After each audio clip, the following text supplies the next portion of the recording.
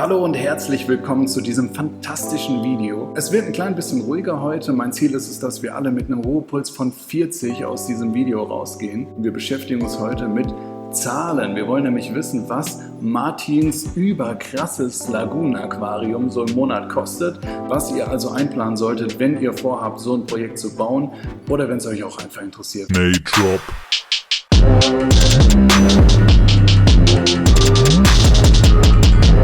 So, wir sind jetzt angekommen bei Martin nach einigen Stunden und Regen und was ihr nicht wissen könnt, weil das Video kommt erst irgendwann raus. Es ist Ostern bei uns, sprich auf deutschen Autobahnen sind eine Menge Leute unterwegs, die wirklich... Aber ich freue mich trotzdem jetzt hier zum Martin reinzugehen. Wir packen mal unser Zeug und sehen weiter. Bis gleich.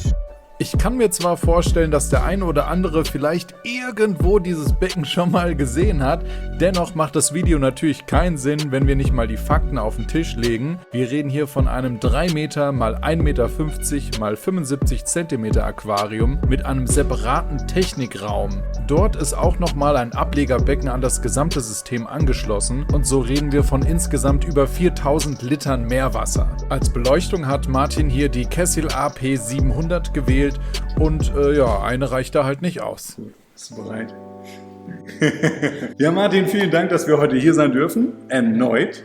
Hat sich wahnsinnig viel verändert. Wir waren ungefähr vor einem Jahr hier. Krass, wie Korallen einfach wachsen können in so einer kurzen Zeit. Definitiv. Wir möchten heute einmal über ein sehr besonderes Thema sprechen, was viel nachgefragt wird, was du immer wieder in deinen Kommentaren liest, was wir immer bei uns lesen, und zwar, was braucht man denn eigentlich an Unterhaltskosten? Was kostet ein solches Becken im Monat? Darum soll es heute gehen. Wenn ich an große Verbraucher denke, dann habe ich immer im Kopf Licht, Wärme, Heizung. So ein Becken läuft auf 25, 24 Grad. Von daher ist es ja oftmals eigentlich schon so, dass man den ganzen Raum heizen kann, um das einzusparen. Ich weiß nicht, wie sind so deine Erfahrungen? Was sind so die größten Verbräuche?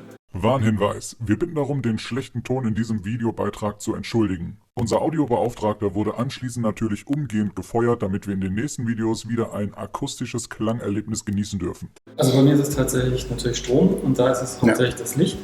Obwohl ich da jetzt eigentlich ja auch mit LED schon relativ sparsam bin. Also das sind ja die Kessil AP 700. Die brauchen nicht mal 200 Watt pro Stück.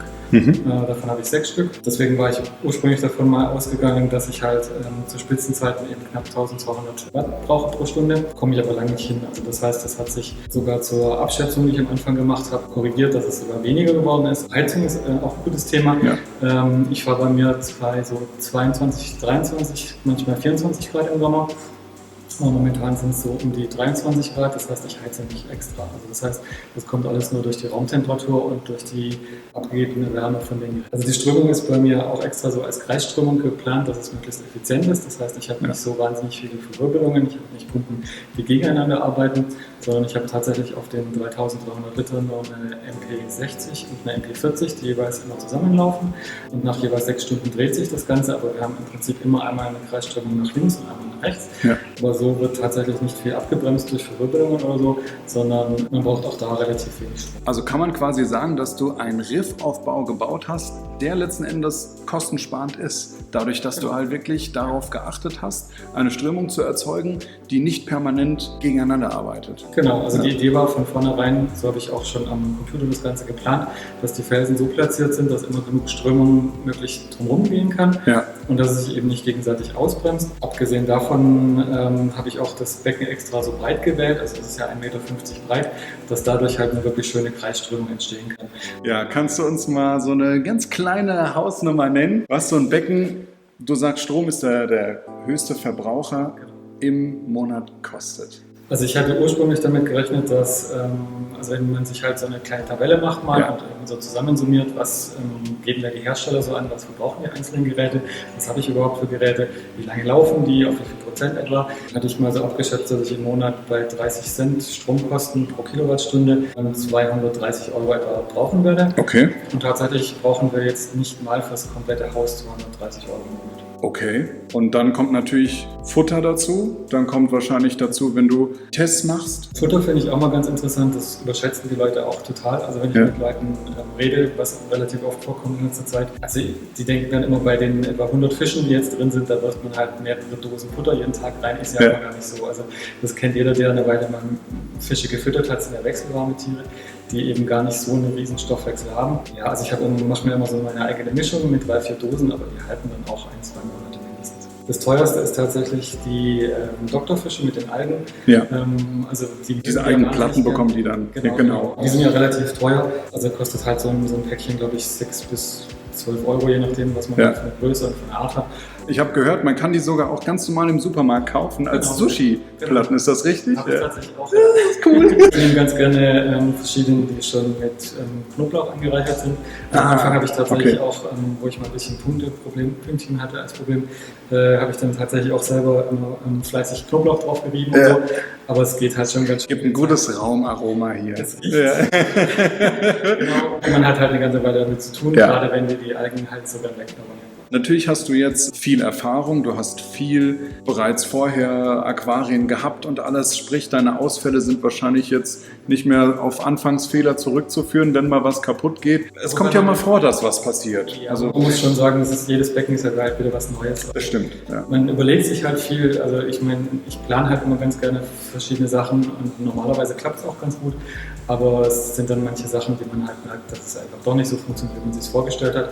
Bei den Korallen auch, das hatten wir vorher auch schon mal besprochen, dass du messen kannst und machen kannst, was du willst. Manchmal läuft es mit Tieren einfach nicht und du hast keine Ahnung warum, obwohl die Wasserwerte super sind, obwohl die Strömung toll ist.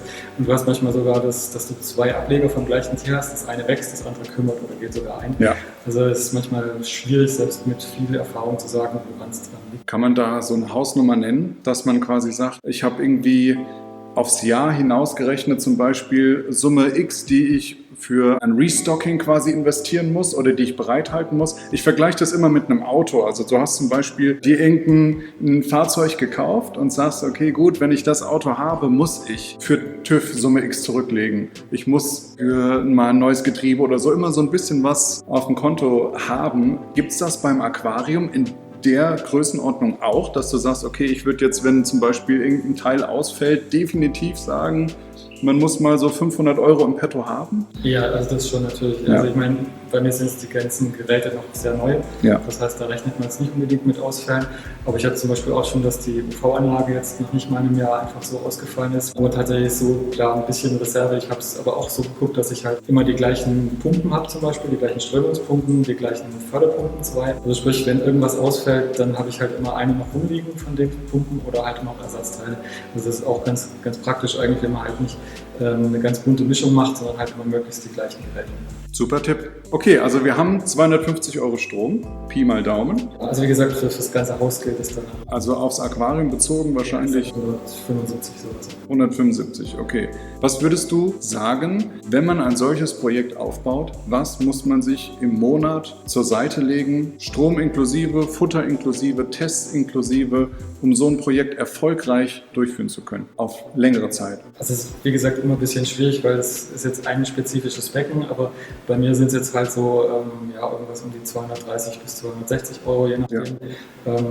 Genau, aber man muss halt damit rechnen, dass immer mal was schieflaufen kann und dann brauche ich halt mehr Zusätze, mehr Arzneimittel, was auch immer. Was würdet ihr denn sagen? Was wäre euch denn ein Aquarium zu Hause wert, wenn man das auf monatliche Kosten aufgliedert? Könnt ihr gerne mal in die Kommentare schreiben. Ansonsten vielen Dank, dass wir wieder hier sein durften. Ich gönne dir das Projekt von ganzem Herzen. Ich finde es toll, dass du uns auf Instagram immer schön mit neuen Bildern versorgst und ja, bis bald wieder. Bis dann. Ich hoffe natürlich sehr, dass ihr heute was mitnehmen konntet und würde mich über ein Abo und über ein Like freuen. Und ansonsten sehen wir uns nächste Woche. Martin, hast du was für uns? Was ist denn das für ein April, Mann?